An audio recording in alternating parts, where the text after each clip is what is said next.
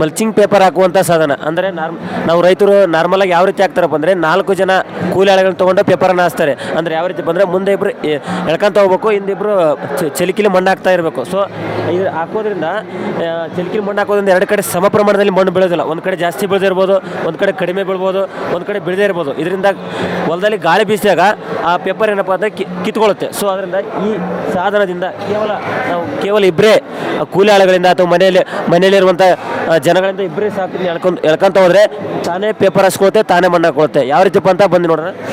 ನೋಡಿ, ಇದು ಮುಂದೆ ಈ ರೀತಿ ಎಳ್ಕೊಂತ ಹೋದಂಗಲೇ ಇಲ್ಲಿರುವಂಥ ಮಲ್ಚಿಂಗ್ ಪೇಪರು ರೋಲ್ ಆಗಿ ಬೆಡ್ ಮೇಲೆ ತಾನೇ ಬೀಳುತ್ತೆ. ಈ ಬಿದ್ದಂಗೆಲ್ಲ ಈ ಗಾಳಿ ಈ ಪೇಪರ್ ಮೇಲೆ ಬಂದು ಈ ರೀತಿ ಪಿಟ್ಟಾಗುತ್ತೆ. ಈ ಪಿಟ್ಟಾದ ತಕ್ಷಣ ಈ ಡಿಸ್ಕ್ ಟೈಪ್, ಅಂಚು ಟೈಪ್ ಅದಾವಲ್ಲ, ಇವು ಎರಡು ಕಡೆ ಸಮ ಪ್ರಮಾಣದಲ್ಲಿ ಮಣ್ಣು ಹಾಕ್ತವೆ.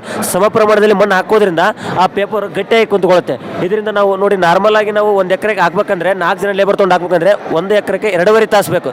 ಸೊ ಬಟ್ ಇದನ್ನು ಕೇವಲ 2 ಲೇಬರಿಂದ ನಾವು 1.5 ತಾಸು ಒಳಗೆ ಹಾಕ್ಬೋದು. ಇದರಿಂದ ಮತ್ತೆ ಇದು ಯಾವ ರೀತಿ ಬಂದರೆ ನಮಗೆ ಬೆಡ್ ಸೈಜ್ ಅಂದರೆ ಈಗ ಬೋದು ಯಾವ ರೀತಿ ಯಾವ ಸೈಜಿಗೆ ತಕ್ಕಂಗೆ, ಈಗ ಸಪೋಸ್ 4 ಫೀಟ್ ಇತ್ತಪ್ಪ ಅಂದ್ರೆ 4 ಫೀಟಿಗೆ ಆಗಿರ್ಬೋದು, 2 ಫೀಟಿಗೆ ಇತ್ತಂದ್ರೆ 2 ಫೀಟಿಗೆ ಅಡ್ಜಸ್ಟ್ಮೆಂಟ್ ಮಾಡ್ಬೋದು. ಮತ್ತು ಬೆಡ್ ಹೈಟ್ ಇತ್ತಂದ್ರೆ ಹೈಟ್ ಮಾಡ್ಕೊಳ್ಬೋದು, ಡೌನ್ ಇತ್ತಂದ್ರೆ ಡೌನ್ ಮಾಡ್ಕೊಳ್ಬೋದು. ಇದರಿಂದ ಏನಪ್ಪ ಅಂದರೆ ನಾವು ಯಾವ ರೀತಿ ಯಾವ ಕ್ರಾಪಿಗೆ ನಾವು ಬೆಡ್ ಸೈಜ್ ಮಾಡ್ಕೊಳ್ತೀವೋ ಅದ್ರ ತಕ್ಕಂಗೆ ಇದು ನಾವು ಅಡ್ಜಸ್ಟ್ಮೆಂಟ್ ಮಾಡ್ಕೊಳ್ಬೋದು. ಈ ಸಾಧನದಿಂದ ಇದರ ಒಂದು ರೇಟ್ ಎಷ್ಟಪ್ಪ ಅಂದರೆ ಕೇವಲ 2,500ರಿಂದ 3,000. ನೀವು ಅಂದರೆ ರೈತರು ಮನೆಯಲ್ಲೇ ರೆಡಿ ಮಾಡ್ಕೊಳ್ಳುವಂಥ ಸಾಧನ ಇದಾಗಿದೆ. ಇದು ಯಾವ ರೀತಿ ಕಠಿಣವಾದಂಥ ಇದೆಲ್ಲ, ನೀವು ಮನೆಯಲ್ಲೇ ಮಾಡ್ಕೋಬೋದು.